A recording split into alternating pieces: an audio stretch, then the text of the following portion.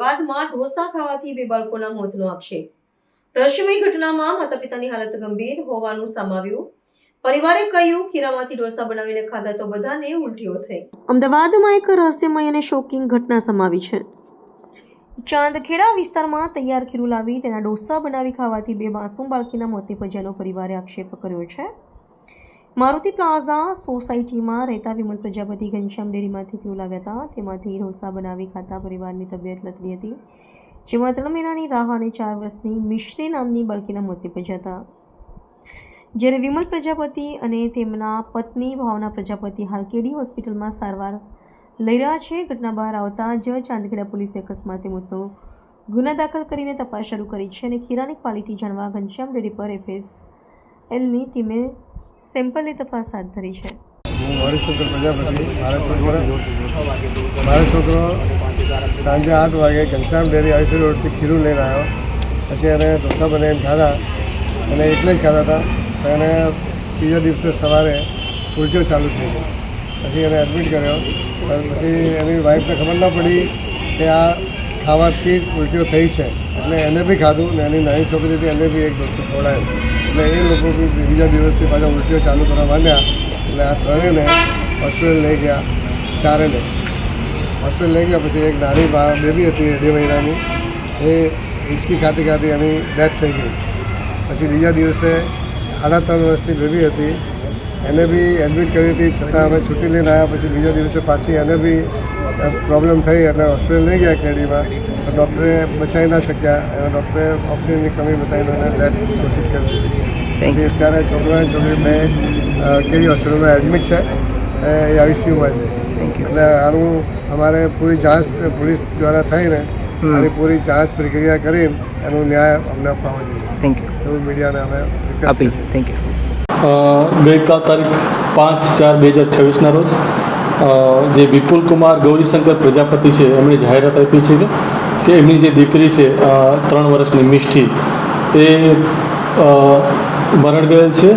અને જે બાબતે એમને પૂછપરછ કરતાં તેમણે જણાવેલું કે તારીખ 1/4/2026ના રોજ સાંજના સમયે તેમણે IOC રોડ ઉપર આવેલ ઘનશ્યામ ડેરી છે ત્યાંથી ખીરું લીધેલું હતું અને એમાંથી ઢોસા બનાવી અને તેમણે અને તેમના પરિવારે ખાધા હતા। અને બીજા દિવસે બી 2 તારીખે બી એમાંથી જ ખીરું બનાવીને એના ફેમિલીએ ખાધા હતા અને જેના કારણે ફૂડ પોઈઝનિંગ થવાના કારણે એ લોકોની તબિયત કથળેલી હતી। અને આના જ કારણે તેઓએ પ્રથમ સામાન્ય સારવાર લીધેલી હતી અને જેનાથી ફરક પડી જતા પછી એમને આગળ દવાખાને ગયેલ નહોતા, પરંતુ તબિયત વધારે ખરાબ થતાં તેઓએ કેડી હોસ્પિટલમાં પણ સારવાર લીધેલી હતી।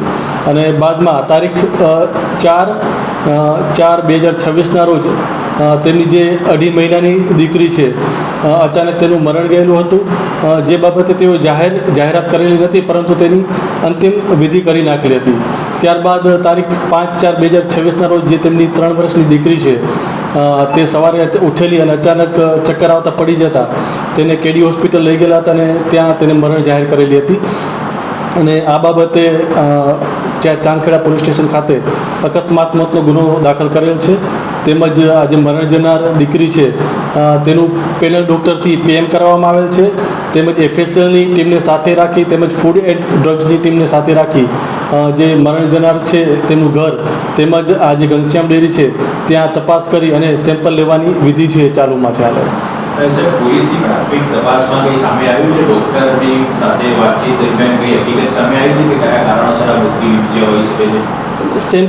સેમ્પલ આવશે, એના ઉપરથી જે ફાઇનલ આમાં જે કારણ છે જાણી શકાશે। એ પહેલાં કોઈ ફાઇનલ મૃત્યુનું કારણ કહી શકાય એમ નથી। સાહેબ, ડેરીના માલિકની પૂછપરછ કરવામાં આવી હોય તેનું કંઈ કહેવું હોય? એ આજે હાલે પૂછપરછ ચાલુમાં છે અને એ આગળ જે તપાસમાં જે નીકળશે એ પ્રમાણે આગળની કાર્યવાહી કરવામાં આવશે। પોલીસની કામગીરી આગળ કઈ રીતની રહેશે? જે ફૂડ એન્ડ ડ્રગ્સની જે અહેવાલ આવશે એના ઉપરથી જ આગળની કાર્યવાહી કરવામાં આવશે વધારે। ખાસ તો ખીરું ક્યારે ખરીદ્યું હતું અને મોત ક્યારે થયું હતું, ક્યારે કંઈ ખાધું હતું, ટાઈમિંગ કેવું કે નિવેદન આ લોકોએ 1/4/2026ના રોજ, એટલે આથી સમજો 5 દિવસ પહેલાં ખીરું ખરીદ્યું હતું અને એ જ સમયે આ લોકોએ એને ખાધું પણ હતું। માતા પિતા પણ એડમિટ છે, એને સારવાર આપવામાં આવી છે। માતા પિતા અને બાળક જે તે સમયે સારવાર આપવામાં આવી ત્યારે ડૉક્ટરે તપાસ કરી તો સિમ્ટમ્સ શેના હતા? ફૂડ પોઈઝનિંગના સિમ્ટમ્સ હતા કે અન્ય કોઈ સિમ્ટમ્સ હતા? એમાં પ્રથમ તો આ લોકોને ઉલટી અને વીકનેસ ને એવું હતું જેના કારણે એડમિટ થયેલા હતા, પણ સામાન્ય દવાથી સારું લાગતા એ લોકોએ ડિસ્ચાર્જ કરેલા હતા એમને. ગંજામ ડેરીની તપાસમાં ડેરીઓ અને ખીરું કોને બતાવી છે? અત્યાર સુધી હજી એની પૂછપરછ ચાલુમાં છે, એટલે કોને કોને વેચ્યું છે, જે આ સિવાય બી કોઈ વ્યક્તિને આડઅસર થઈ છે કે કેમ એ બાબતે હજી આગળ તપાસમાં જાણવા મળશે આપણને. સાહેબ, નાની બાળકી હતી એમની એમને વારંવાર કરી નાખ્યું, તો આ વર્ષે આપણે શંકાના દાયરામાં છે, તો આપણે એવું કે શંકાસ્પદ ગતિવિધિ મુખ્ય કે ભાવનો પરિવાર પોલીસ અત્યાર સુધી જણાવી શકું?